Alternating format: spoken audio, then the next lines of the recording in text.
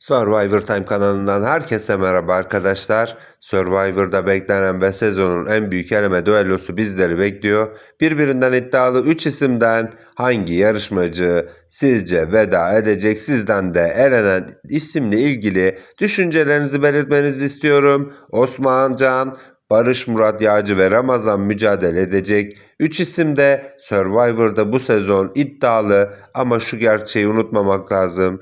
Barış Murat Yağcı izleyiciler tarafından en sevilen isim, bu konuda benimle aynı fikirde olan arkadaşlardan da videoya beğeni bırakmalarını istiyorum.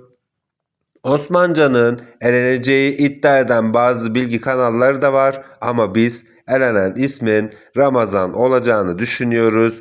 Bizimle aynı fikirde olan ve Ramazan'ın eleneceğini düşünen herkesin de videoya bir beğeni bırakmalarını istiyorum. Survivor bilgileri için takipte kalın, hoşça kalın.